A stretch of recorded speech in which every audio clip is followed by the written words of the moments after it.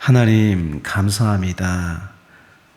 날씨가 추워지고 있는데도 주님 우리를 지켜주시사 이같이 새벽에 나오게 하시니 감사합니다. 아버지, 힘들고 어렵지만 그 좁은 길로 나아가는 우리가 되게 하시니 감사합니다. 그 생명길로 나아가는 우리가 되게 하시니 감사합니다. 한 사람 한 사람 붙잡아 주시고 한 사람 한 사람 인생 가운데 하나님의 영광으로 채워주시고 하나님의 놀라운 복으로 함께하여 주시옵소서. 더욱더 하나님께 영광 드리는 거룩한 인생이 되게 하여 주시옵소서. 이 새벽 시간에도 저는 기대하는 마음 가지고 나왔습니다. 주님 만나고자 나왔습니다. 주님께서 함께하여 주시옵소서. 우리 모든 기도를 통하여서 우리의 삶도 변화되고 우리 가정도 변화되고 또 이 땅도 변화될 수 있게 하여 주시옵소서. 감사하고 우리 주 예수 그리스도 이름으로 기도합니다. 아멘. 사도행전 24장 1절부터 9절까지 말씀 보겠습니다. 우리 함께 읽겠습니다.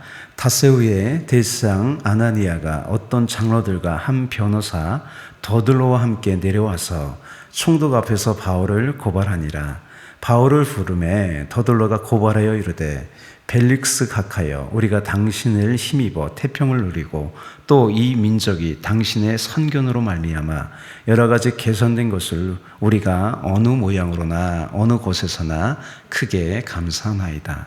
당신을 다오 괴롭게 아니하리 하여 우리가 대강 여짜옵나니 관용하여 들으시기를 원하나이다. 우리가 보니 이 사람은 전염병 같은 자라 천하에 흩어진 유대인을 다 소유하게 하는 자여 나사렛 이단의 우두머리라.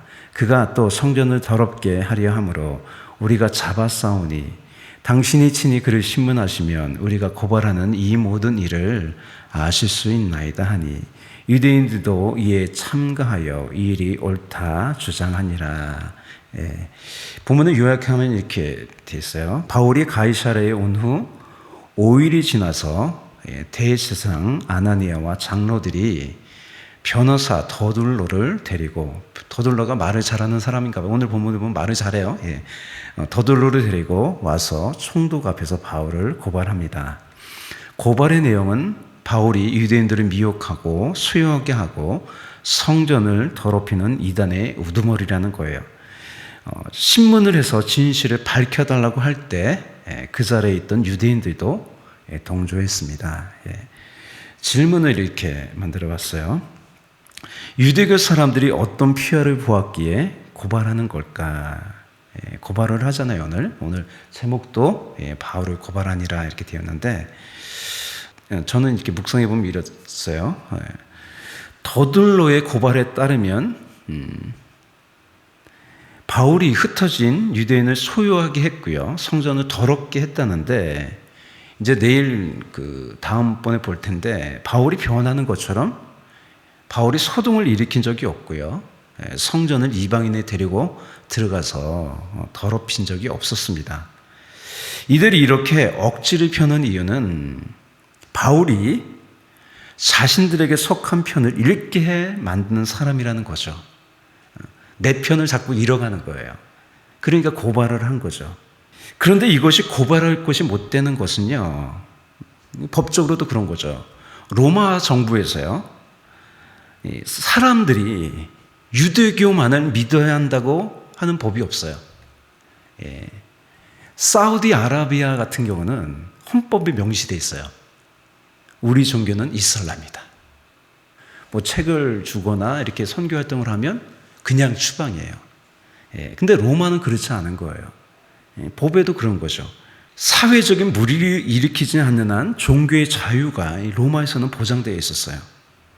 그래서 바울의 재판을 담당한 그 로마의 관원들이 계속 말하는 것이 뭐냐면 고발하는 것이 그들의 율법 문제에 관한 것뿐이요, 한 가지도 죽이거나 결박할 사유가 없다라고 한 거죠.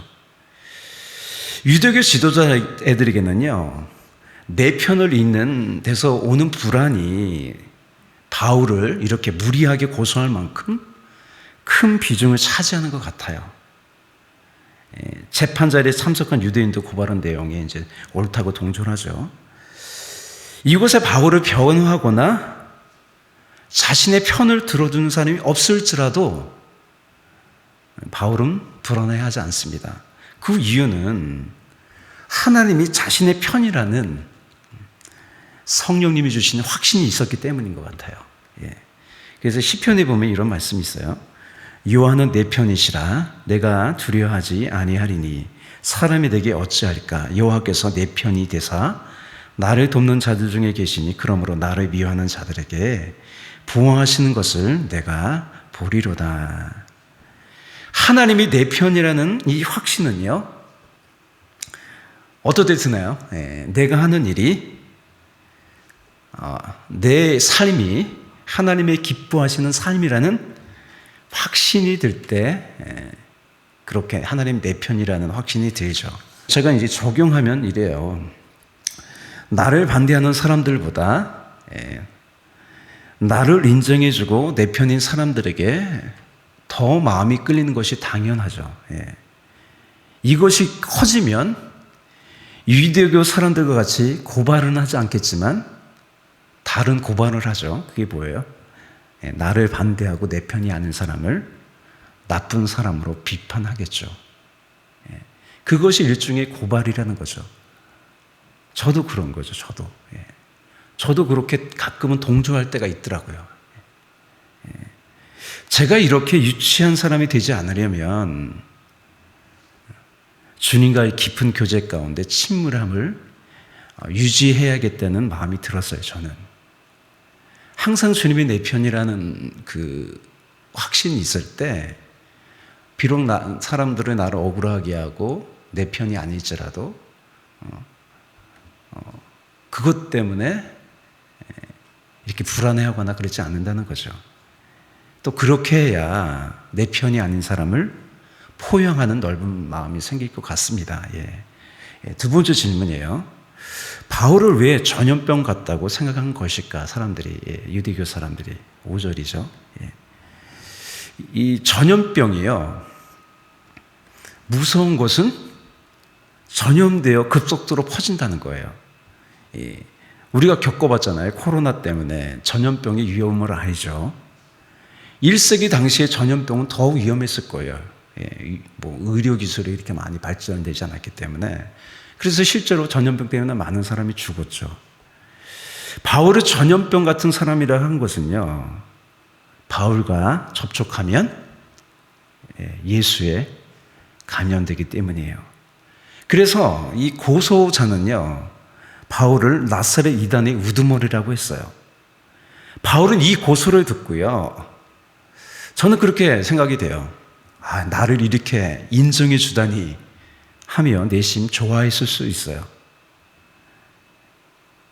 이 전염병은요, 이 바이러스에 감염되게 해서 사람을 죽게 하지만 예수를 전염시키는 전염병은요, 사람을 살려내죠.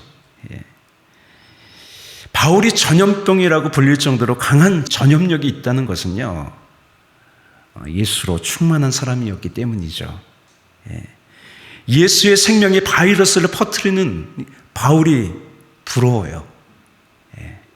예수님 믿으려면 그렇게 믿어야죠. 그죠?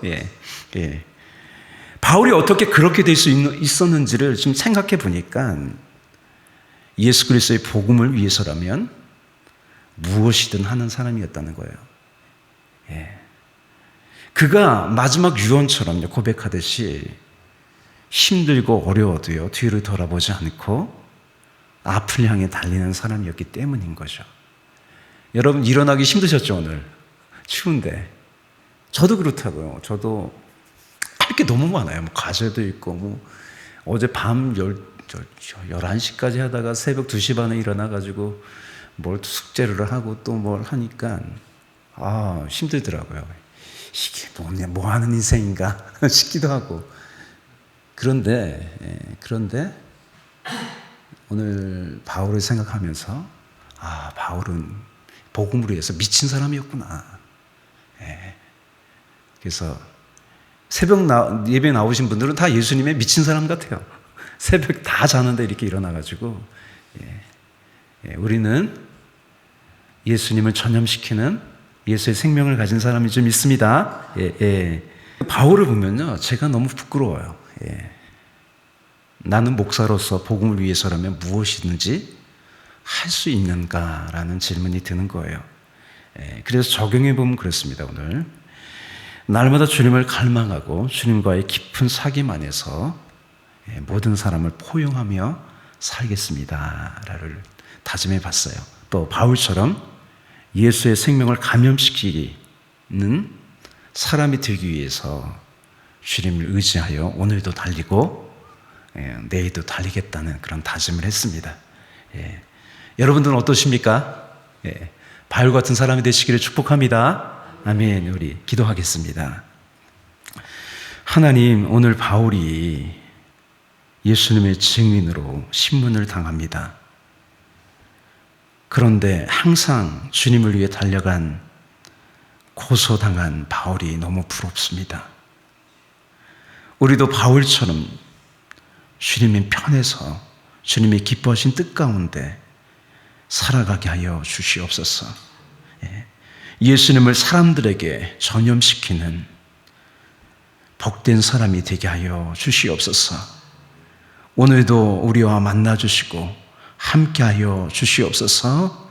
만나는 사람마다 예수님을 전하는 우리가 되게 하시고 하나님의 영광으로 충만한 인생이 되게 하여 주시옵소서. 감사하고 찬양하며 우리 주 예수 그리스도 이름으로 기도합니다. 아멘.